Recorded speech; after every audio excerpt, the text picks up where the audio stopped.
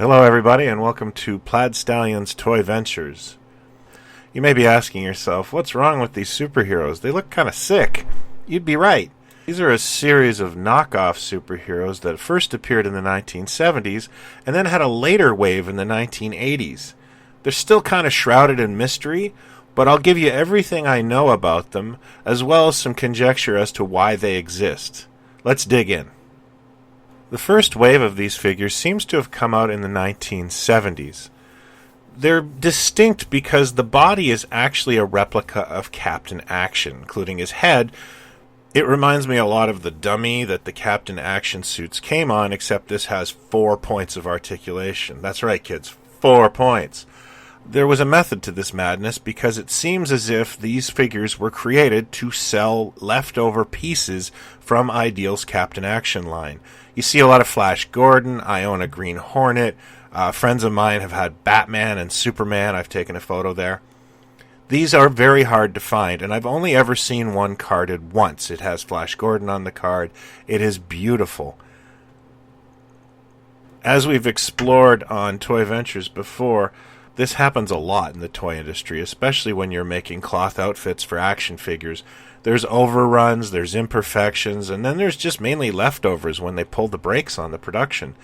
This stuff just keeps popping up, and it's really something I've been obsessed with late in my collecting career. These guys would probably be the earliest examples I've ever found, but nobody tops Mego with this stuff. And that's where the second wave comes in. The second wave of these figures came out around 1986, I want to say. And I know this because I was toy collecting at the time, and Captain Action collectors were ecstatic because one of the characters in the second wave, which was called Heroes Accessories, was Captain Action. This series mainly seems to be inspired by unsold Mego 12-inch superhero costumes. You can see the Spider-Man, the Robin, the Batman, and the Superman. They're all wearing Mego 12-inch superhero suits. That's why they're so baggy on these figures. The heads are a mix of retooled Captain Action masks, and in the case of like Robin, that's just an 8-inch Robin blown up to a 12-inch.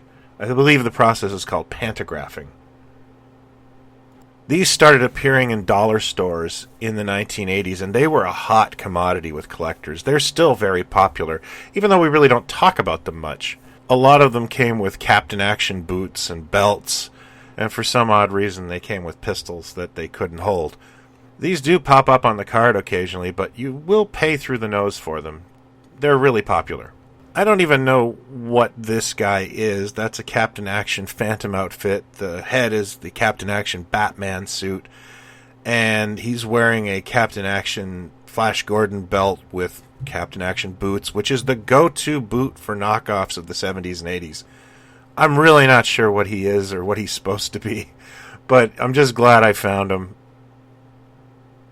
Do you have any characters in this line that I'm missing, or any memories of these? I'd really like to hear about them either here in the comments, or you can hit me up in my new Facebook group, which is called Mego Knockoff HQ.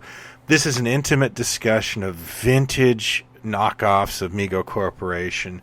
It's a small group.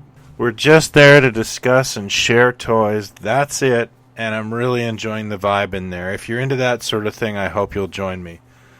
If you are indeed new to this, I hope you'll consider hitting like and subscribe.